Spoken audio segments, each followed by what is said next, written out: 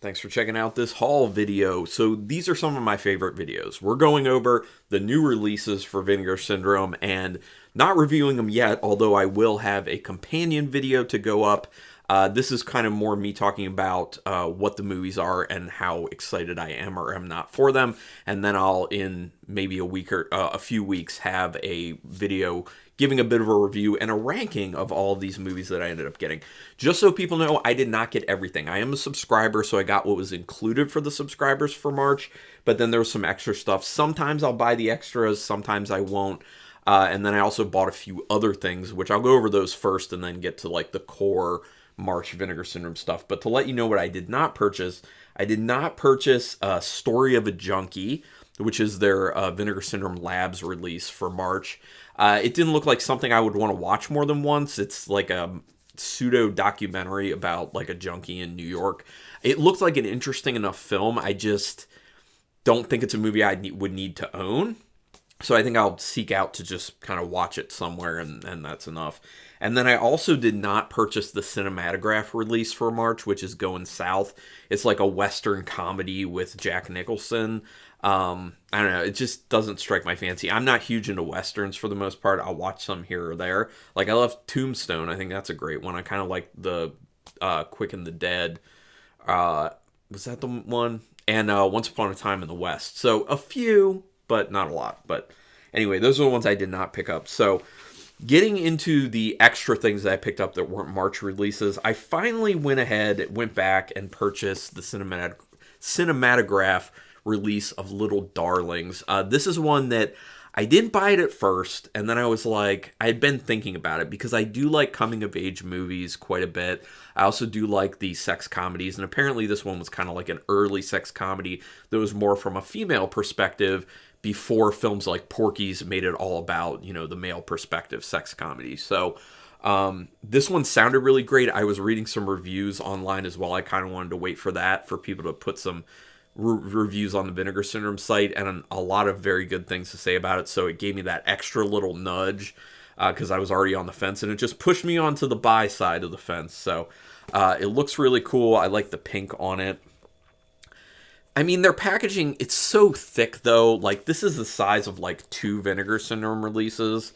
So I'm not the biggest fan of that because I like saving space on my shelving. But, yeah. And then they have that thing always to pull this out. And it's like this little booklet. I don't like the booklet aspect of this with, like, the cloth texture to it. I do like this logo, though. Like, that font is really cool with the pink. I think that looks great. And then pink on the inside, and they have like a little booklet built into the beginning of it, which is kind of cool. I'll end up reading that stuff. And then the discs.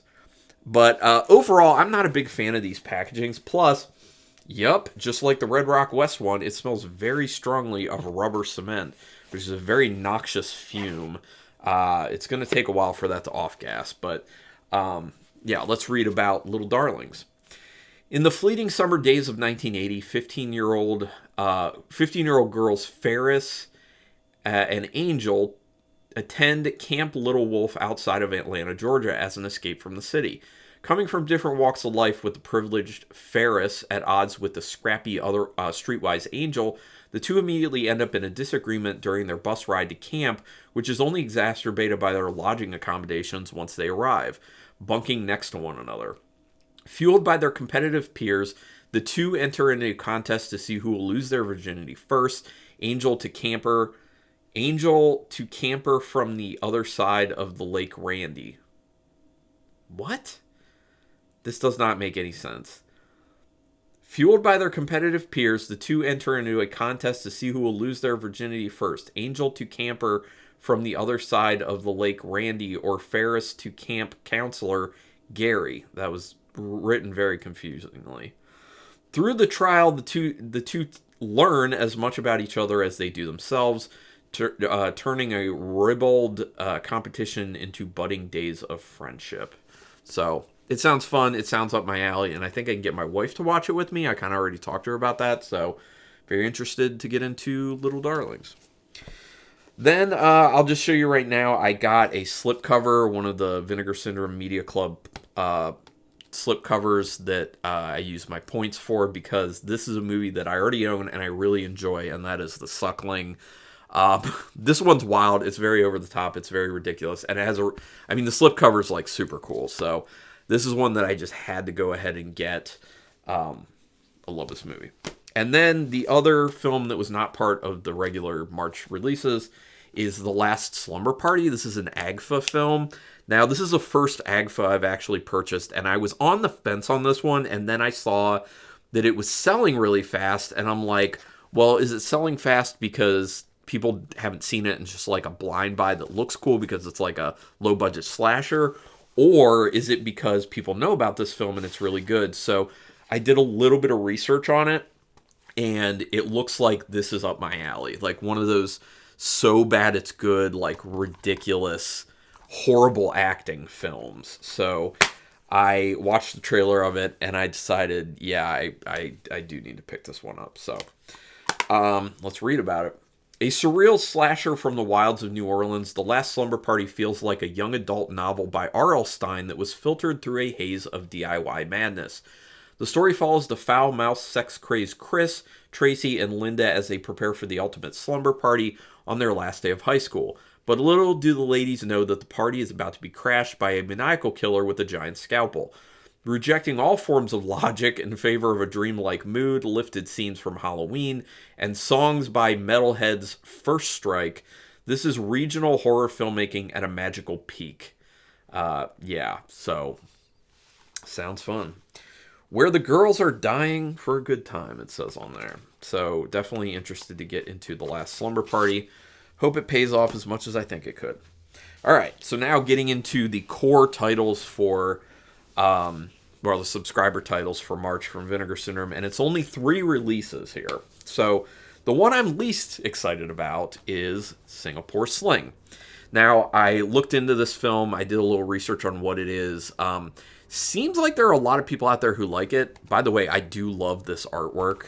The artwork on the back is also good. Like, it's very interesting, and it fits for knowing what this movie kind of is about. But there's the original artwork. I already flipped it. And then the back, not much to see there. And then on the inside, they have a little booklet that I'll end up going through after I watch the movie. Yeah. And, yeah. I'm saying it's the one I'm least excited about, but I am open to the experience of it, because that's one of the big things about me subscribing to Vinegar Syndrome, is that I'm open to experiencing what they're putting out, because there could be stuff that I'm not interested in, but I watch it and then I'm just like, oh man, like last month's Phase 4, like I wasn't that interested in Phase 4. Then I watched the version they released of it and read everything about it and special features and all, and I was like, I'm a convert. Like, I actually really like this film now, so open mind. I'm going to do it, but let's read about Singapore Sling. On a dark and stormy night, mother and daughter, a wealthy pair of psychotic killers with a penchant for murdering their servants, happen upon a badly injured man laying dying in the mud. Bringing him back to their opulent villa, they begin nursing him back to health, naming him Singapore Sling in the process. As soon as he is well enough, the twisted duo begins subjecting him to every manner of torture imaginable, but as each of them develop their own unique interest in their mysterious victim, a perverse love triangle begins to unfold, leading to shocking revelations. This is a Greek film. It's like a Greek art house film. I think it's from 1990. So it is in black and white, but it's from 1990. So obviously a stylistic choice, but it says that this is a grotesque, sensual, and altogether unforgettable genre cinema gem. We'll see. I'll find out. Not excited about it, but who knows? I will be experiencing Singapore Sling. So the one I'm second most interested in is Dr. Terror's House of Horrors, and this is an old anthology film, I think from the 60s. Yeah, 1965 anthology horror film. Love anthology films. Obviously love horror films because that's what my channel's all about. This artwork is cool. It looks like Donald Sutherland on there. There's some other... I think Peter Cushing and Christopher Lee are also in this. Yeah, Roy Castle, Christopher Lee, Peter Cushing. Yeah. And it looks like Donald Sutherland. He's not named on there, but... Yeah, but that's cool. This is even cooler, in my opinion. I love this. And then I flipped it on the inside. This is a 4K, by the way, obviously, as you can see. So, very excited to see how that is looking. And then on the inside, same stuff. All right, let's read about Dr. Terror's House of Horrors. 5 men, all strangers, board a carriage on a train from London to the town of Bradley, where they're joined at the last minute by a sixth, a mysterious black-clad older gentleman who introduces himself as Dr. Schreck, German for terror, as he informs them.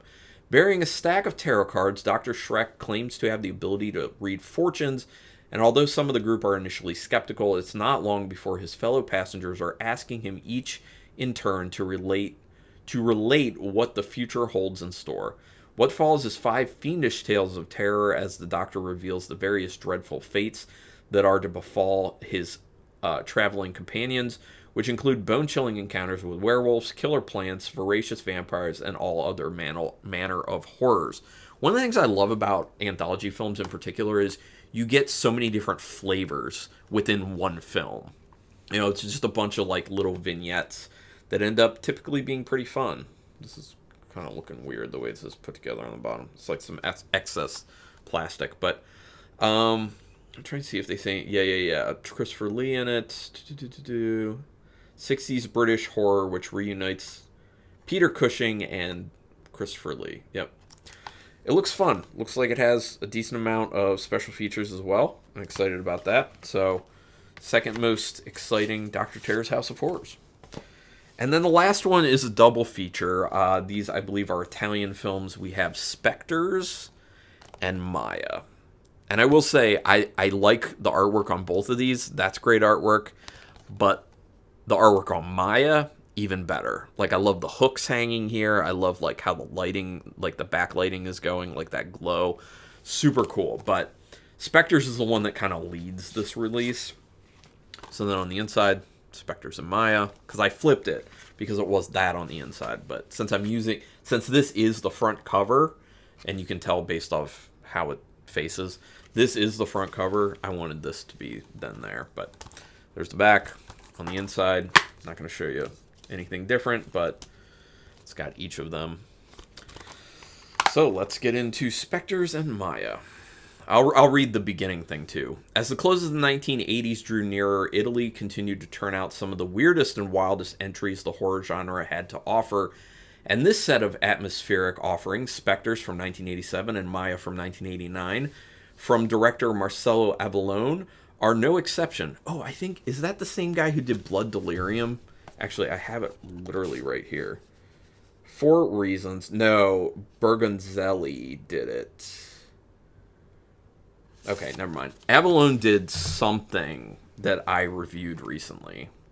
One of my shorts, but anyway, let's continue. Mixing sex, mythology, and bloody supernatural slayings in a dizzying blend sure to please fans of 80s terror everywhere, these sacrificial slashers are finally unleashed in their Blu-ray world premieres, newly restored in 2K from their all that stuff. So we don't need to know that extra. So, Spectres. Whilst excavating the catacombs at an archaeological site in Rome, a team of researchers make an astonishing discovery when nearby drilling work in the subway system causes a wall to collapse, revealing a passageway leading to a series of hitherto unexplored tunnels. Who uses hitherto? No. Delving deeper in the subterranean labyrinth, the team uncover a cavernous tomb filled with ominous inscriptions as well as strange, unidentifiable skeletons and a crude sacrificial weapon. Little do the archaeologists realize that the uncovering of this burial chamber, long since sealed off from the world, has unleashed an ancient evil intent on wreaking bloody havoc.